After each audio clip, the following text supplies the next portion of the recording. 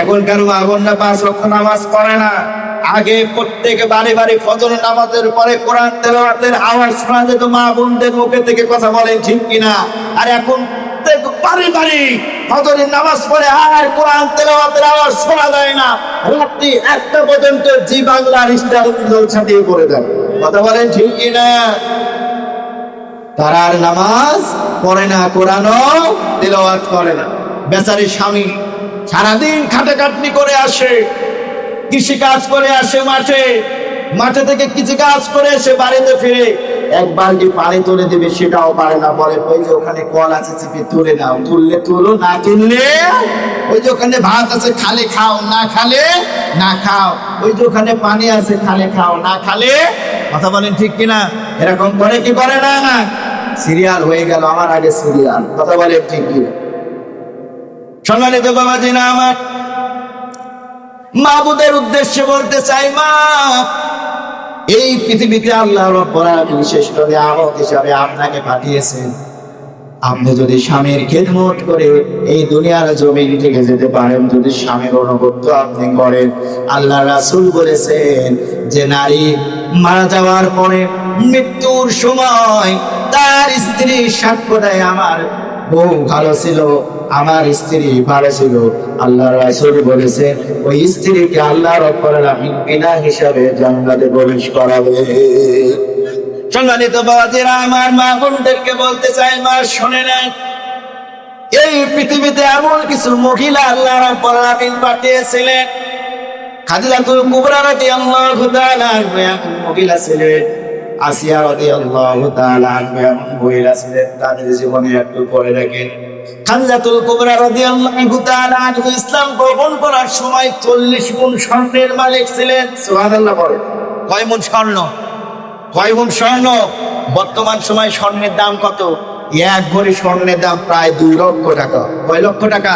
কথা বলেন ঠিক কিনা? ওই সময় খাদিজা 40 মণ স্বর্ণের মালিক ছিলেন। সুবহানাল্লাহ। ইসলাম গ্রহণ করলেন খাদিজা। বিশ্বনবী রাহমাতাল লিল আলামিন প্রতি রাত্রে বেলায় পাহাড় থেকে বাড়িতে আসতেন। বাড়িতে আসার পরে কোনদিন বিশ্বনবী রাহমাতাল লিল আলামিন দরজায় 1 বার থেকে 2 বার নক করা লাগে নাই। যখনই নক করেছে, প্রথম নকে খাদিজা দরজা খুলে দিয়েছে। সুবহানাল্লাহ বলে। আর আজকে আমার আপনার মা স্ত্রী রাত্রি বেলায় যদি স্বামীর একটু ঘরে ফিরতে দেরি হয়, 10টা বাড়ি দিলেও আর ঘরের গেট খোলে না। কথা বলেন ঠিক কিনা? দরজা খোলে, দরজায় আজকে বাহিরেই থাকো, চাষ করলেই থাকো, বন্ধুদের সাথেই থাকো, ঘরে ঢোকা লাগবে। আছে না নাই? কথা বলেন আছে না নাই? সম্মানিত বাবাজিরা আমার, মা বোনদেরকে বলতে চাই, মা শুনে না, খাদিজাতুল কুবরা রাদিয়াল্লাহু তাআলা আনহা কেমন স্বামীর অনুগত মহিলা ছিলেন। বিশ্বনবী রাহমাতাল লিল আলামিন প্রতিদিন যখন বাড়িতে আসতেন, দরজায় প্রথম নক করাতেই খাদিজা সঙ্গে সঙ্গে আল্লাহর রাসূলের দরজা খুলে দিতেন। সুবহানাল্লাহ বলে। বিশ্বনবী রাহমাতাল লিল আলামিন একদিন বলে ফেলতেছে, খাদিজা, এই যে রাত্রে এত বেলায় মক্কার শত্রুদের ভয়ে দিনের বেলায় আমি বাড়িতে আসতে পারি না, তুমি কি একদিনও ঘুমাও না? প্রথম নকে কিভাবে তুমি দরজা খুলে দাও? খাদিজাতুল কুবরা রাদিয়াল্লাহু তাআলা আনহা বলতেছেন, ইয়া রাসূলুল্লাহ, আল্লাহর রাসূল বাহিরে দাঁড়িয়ে থাকবে, গুহার মধ্যে থাকবে, আর আমি খাদিজা ঘরের মধ্যে ঘুমাবো, এটা কিভাবে হতে পারে? আল্লাহু আকবার বলে। এটা ছিল খাদিজার চরিত্র। সুবহানাল্লাহ বলে।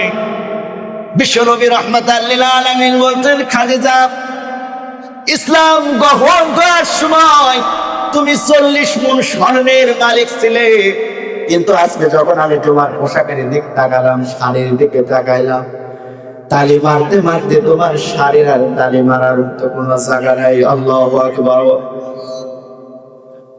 এত তালি তুমি মেরেছো, এত বড় লোকের মেয়ে তুমি, ইসলাম গ্রহণ করার জন্য তোমার সমস্ত সম্পদ আমি নষ্ট করেছি, তোমার 40 মণ স্বর্ণ আমি তোমাকে তোমার অনুমতি না নিয়ে আমি খরচ করে ফেলেছি। একবার তুমি জিজ্ঞাসা করলে না, খাদিজা, আমার এই সম্পদ গুলো আপনি কোথায় ব্যয় করলেন?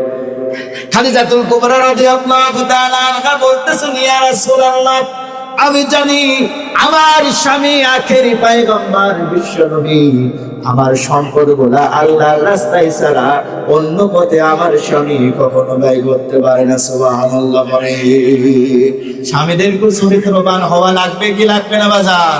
কথা বলেন, লাগবে কি লাগবে না? বাংলাদেশের হাজারো স্বামী আছে, বিবাহর পরে, বিয়ে শাদীর পরে, ছেলে সন্তান হওয়ার পরেও পরকীয়ায় লিপ্ত। কথা বলেন ঠিক কিনা? আজকে বাংলার ঘরে ঘরে অশান্তি হবার একটাই কারণ, এই পরকীয়া, ভয়াবহ এই নগ্নতা, এই পাপের কারণে সমস্ত বাংলার ঘরে ঘরে অশান্তি, সংসার বেলা ভেঙে তছনছ হয়ে যাচ্ছে। কথা বলেন ঠিক কিনা? কথা বলেন ঠিক কিনা? মেরাজের রাতে বিশ্বনবী রাহমাতাল লিল আলামিন যখন ভ্রমণ করছিলেন, তখন তিনি দেখলেন একজন মহিলাকে মাথা পা উপরে করে মাথা নিচে পড়ে আগুনে পোড়ানো হচ্ছে। নাউজুবিল্লাহ পড়ে, নাউজুবিল্লাহ পড়ে। আবার আল্লাহ রাসূল দেখলেন কিছু যুবক তাদের নিজের গায়ের গোশত নিজের আঙ্গুল দিয়ে তুলে তুলে চিবি চিবি তারা চিবিয়েছে খাচ্ছে। চিৎকার দিয়ে বলে নাউজুবিল্লাহ। বিশ্বনবী রাহমাতাল লিল আলামিনের ভয়াবহ অবস্থা দেখে জিবরিল আলাইহিস সালাতু ওয়াস সালামকে জিজ্ঞাসা করলেন, জিবরাইল, এই মহিলাকে কিংবা এই যুবকরা কারা, তাদের কেন এত ভয়াবহ শাস্তি দেওয়া হচ্ছে? জিবরিল আমিন বললেন, ইয়া রাসূলুল্লাহ, এরা এই সকল মহিলা দুনিয়াতে যারা পরকীয়ায় লিপ্ত ছিল, এরা এই সকল যুবক দুনিয়াতে যারা পরকীয়ায় লিপ্ত ছিল, পরকীয়া করার কারণে আল্লাহ রাব্বুল আলামিন আজকে তাদেরকে এত কঠিন সাজা দিচ্ছে। নাউজুবিল্লাহ বলে। সম্মানিত বাবাজিরা, আমার যেই কথা বলতেছিলাম, খাদিজাতুল কুবরা রাদিয়াল্লাহু তাআলা আনহা বিশ্ব নবীকে বললেন, ইয়া রাসূলুল্লাহ, আমি জানি আমার স্বামী অন্য কোন পথে আমার সম্পদগুলো ব্যয় করতে পারে না।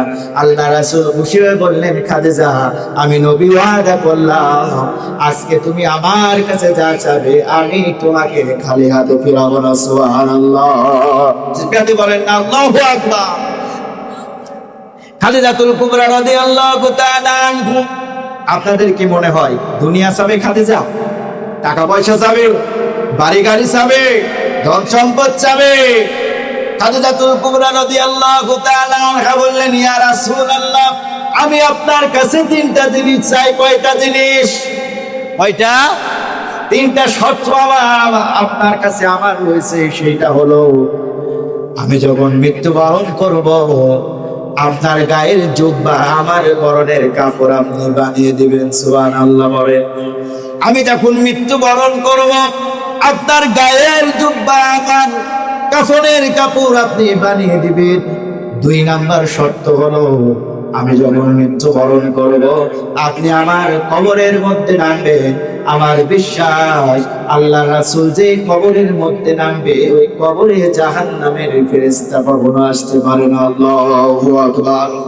3 নাম্বার শর্ত হলো, আপনার কাছে যতক্ষণ না পর্যন্ত আমার সওয়াল জবাবের প্রশ্নের উত্তর না হবে, ততক্ষণ পর্যন্ত আপনি আমার কবর ছাড়বেন না। সম্মানিত বাবাজিরা, আমার ইতিহাস খুঁজলে পাওয়া যায়, কিছুদিন পরে খাদিজা ইন্তেকাল করলেন।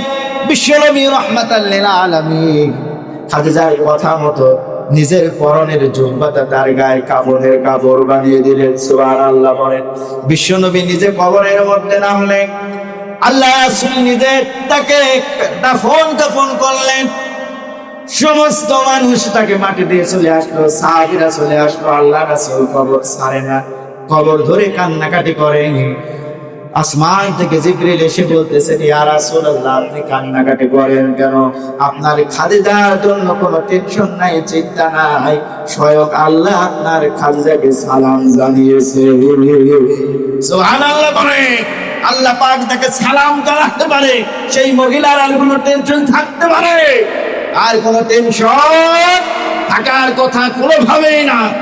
সম্মানিত বাবাজিরা আমার, বিশ্বনবী রাহমাতাল লিল আলামিন খাদিজার ইন্তেকালের পরে আয়েশা রাদিয়াল্লাহু তাআলা আনহার সাথে যখন চারিদিকে বিবাহ হলো, বাড়িতে যখন ভালো মন্দ রান্না হতো, খাসি যখন কোথাও থেকে হাদিয়া আসতো, আল্লাহ রাসূল খাসিটা সুন্দর করে জবাই করতেন, গোশতের টুকরা নিয়ে রাস্তার মোড়ে দাঁড়িয়ে থাকতেন।